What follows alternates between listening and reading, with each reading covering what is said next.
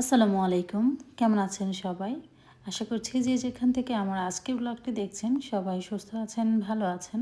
আল্লাহর অশেষ মেহেরবানিতে আমিও আমার পরিবার নিয়ে ভালো আছি। চলে এলাম আরও একটি নতুন ব্লগ ভিডিও নিয়ে। এই তো দেখতে পাচ্ছেন একটা আনবক্সিং ভিডিও প্রথমেই, কারণ আমার 2 দিন যাবৎ এই পার্সেলটা পড়ে আছে, আমি এখনও ওপেন করি নাই। তাই ভাবলাম আজকে এটা সর্বপ্রথম ঘুম থেকে উঠে আগে এই কাজটা করি। অন্যান্য কাজও করে নিয়েছি, বাট এটা কেন জানি মনে হলো এটা আগে খুলে দেখি। আসলে এই পেজটা থেকে আমি সবসময় অর্ডার করি, তো আমার ওইভাবে দেখার প্রয়োজন হয় না। আর এই তো দেখতে পাচ্ছেন আমি 2 কেজি গুড় অর্ডার করেছি। এটা হচ্ছে নলেন গুড়, আর হাফ কেজি হচ্ছে কুমড়ো বড়ি অর্ডার করেছি।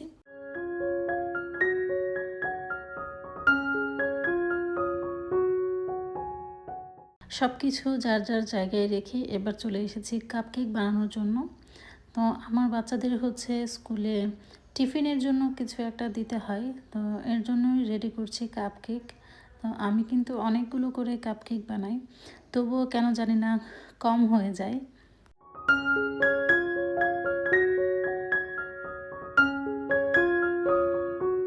কেক তো মোটামুটি কম বেশি সবাই বানাতে পারে, তো আমিও পারি মোটামুটি। তো এখন ভ্যানিলা এসেন্স দিয়ে দিচ্ছি। আমার বাচ্চারা কিন্তু চকলেট কেক খেতে খুবই ভালোবাসে, তবে আমার ঘরে চকলেট কেক বানানোর মতো কোনো ইনগ্রিডিয়েন্টস ছিল না। তাই ভাবলাম যেহেতু ভ্যানিলা এসেন্স আছে, তো কাপ কেকই বানিয়ে দিই। যখন বানাতে গেছি তখন বানানোর পর রেডি করেছি, তখন গিয়ে দেখি আমার ভ্যানিলা এসেন্সও প্রায় শেষ। প্রায় বলতে একটুকুনো ছিল, তো ওইটুকু দিয়েই কাপকেকগুলো হয়ে গেছে।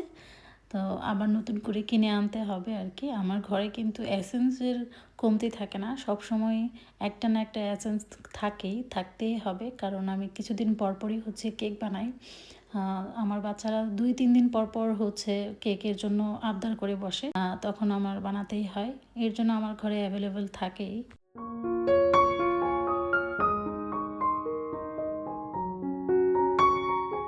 কেকের ব্যাটারটা আমার রেডি করা হয়ে গেছে। এখন মোল্ডের ভিতরে তেল ব্রাশ করে নিয়েছি, তো ব্যাটারটা দিয়ে দেব।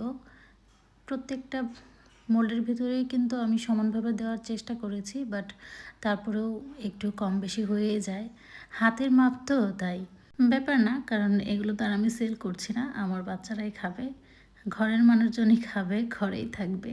একদিকে আমি ব্যাটারগুলো দিয়ে দিয়েছি, আর অন্যদিকে কিন্তু অফ ক্যামেরায় আমি আমার ওভেনের প্রিহিট করার জন্য আগে থেকেই অন করে রেখেছিলাম। তো এখন এগুলো দিয়ে দেব।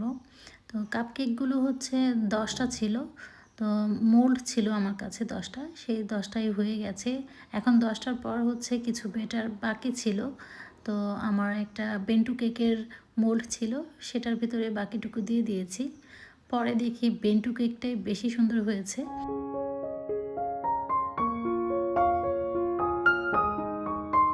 আমার বাসায় কিন্তু দিন-রাত বোঝা যায় না, কারণ সবসময় একই রকম আলো দেখা যাচ্ছে, বুঝতেই পারছেন। আমার কিন্তু ঘরের কোনো অংশে কোনো দিক দিয়েই কোনো ধরনের রোদ বা আলো আসে না।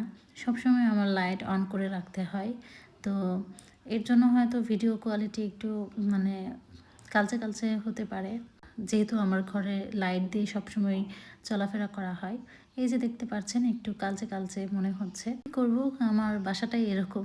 এই তো দেখতে পাচ্ছেন এখন আমার কাপকেকগুলো হয়ে গেছে।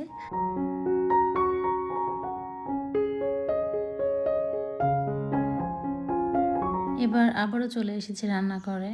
তো কেক তো বেক করা হয়ে গেছে। তো বাচ্চাদের স্কুলের জন্য এগুলো রেডি করে রেখেছি, একটু ঢেকেও রেখেছি যাতে ওটা আরেকটু সফট হয়। আর এবার চলে এসেছি রান্নাবান্নার কাজে। আজকে রান্না করব চিকেন রোস্ট আর পোলাও। গরুর মাংসটা আমার মেয়েরা বেশি একটা পছন্দ করে না, বাট রোস্ট হলে আর কিছু লাগে না। তাই ভাবলাম ঝটপট করে একটু রোস্ট করে নিই আর পোলাও রান্না করে নিই। আর এই পাশটায় ডিম সিদ্ধ দিয়েছি।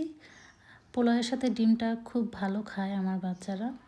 আর রোস্টের জন্য এখানে মশলা রেডি করছি। রসুন, পেঁয়াজ, বাদাম, এরপর কাঁচামরিচ সব কিছু একটু ব্লেন্ড করে নিচ্ছি।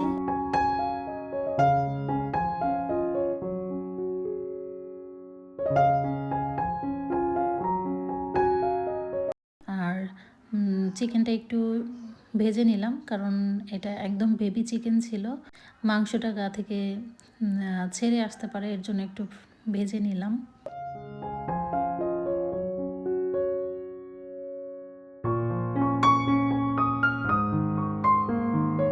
এখন হচ্ছে যে তেলে আমি চিকেনটা ফ্রাই করে নিয়েছিলাম সেই তেলে হচ্ছে পেঁয়াজগুলো দিয়ে দিচ্ছি।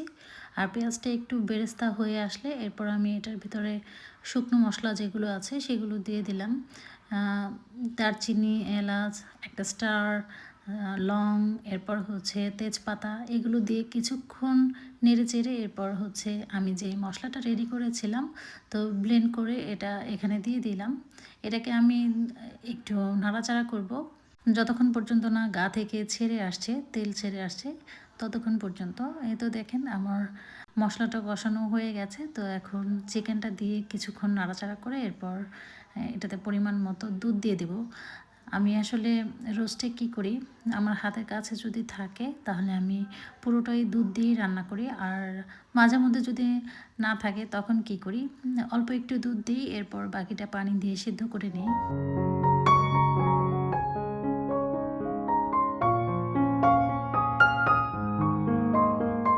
একেকজনের রান্না একেক রকম, একেক ধরন হয়। তো আমিও আমার মতো করে রান্না করে নিয়েছি। তবে মাশাআল্লাহ বেশি একটা খারাপ হয় না, খাওয়া যায় আর কি। আর এদিকটায় হচ্ছে আমি মোল্ডগুলো একটু ধুয়ে ক্লিন করে রেখেছিলাম। তো এগুলো এখন উঠিয়ে নিচ্ছি। আমার রান্নাবান্না কমপ্লিট করে আমি বাচ্চাদের ডেকে অফ ক্যামেরায় কিন্তু খাইয়ে নিয়েছি। তো আজকের ব্লগটি এখানেই শেষ করছি। সবাই সুস্থ থাকবেন, ভালো থাকবেন। আল্লাহ হাফেজ।